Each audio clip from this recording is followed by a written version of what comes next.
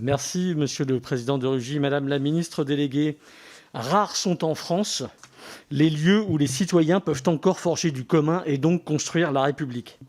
L'éducation nationale en est un, le mouvement sportif en est un autre. Dans un cas comme dans l'autre, existe une tradition de transmission des valeurs et des principes républicains. Le mouvement sportif prend en charge dans notre pays près de 17 millions de licenciés, dont plus de la moitié sont des mineurs.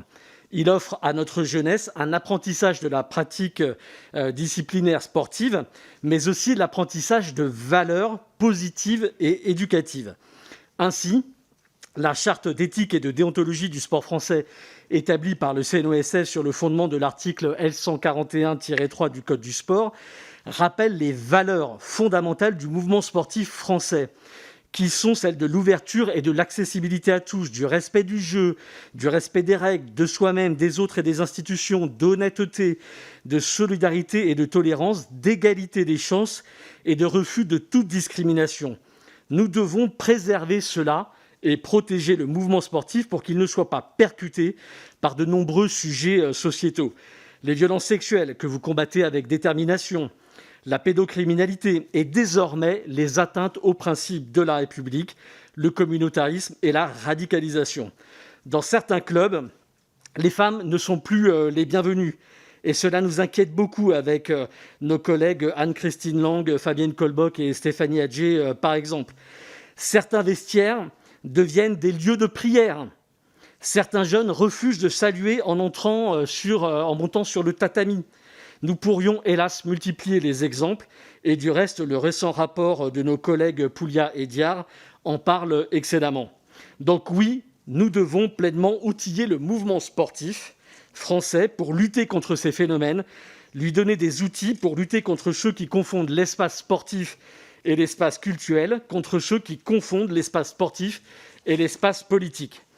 Notre mouvement sportif, nos terrains de sport, nos clubs de sport doivent redevenir des espaces d'émancipation républicaine où chacun peut pratiquer le sport sans discrimination et sans influence communautaire. L'article 25 du présent projet de loi vient redéfinir la relation entre l'État et le mouvement sportif et je souhaite en conséquence vous poser 4 questions, Madame la ministre déléguée. Comment comptez-vous quantifier les atteintes aux principes de la République dans le domaine du sport ?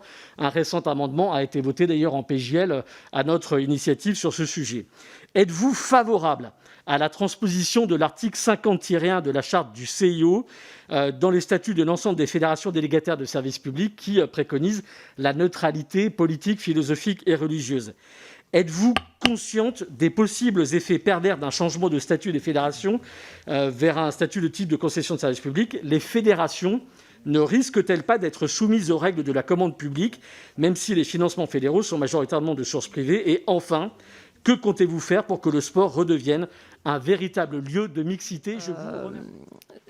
Sur la partie quantitative et par rapport aux données qui pourraient nous remonter du mouvement sportif concernant la radicalisation ou le rôle du sport dans la radicalisation des personnes qui sont passées à l'acte et qu'on pourrait aujourd'hui, grâce à l'appui du CIPDR, beaucoup mieux circonscrire pour pouvoir aller plus loin. Nous avons dans notre feuille de route, puisque au-delà de la loi, nous avons une feuille de route qui concerne la prévention de la radicalisation dans le sport, mandaté l'Institut des hautes études du ministère de l'Intérieur pour travailler avec le ministère des Sports et le CIPDR pour qu'on puisse avoir une étude bien précise et fiable avec des données. Un échéancier a été mis en place avec eux pour qu'on puisse avoir des points réguliers. Au-delà de ça, une mission d'inspection générale a été lancée depuis le mois de septembre sur ce sujet.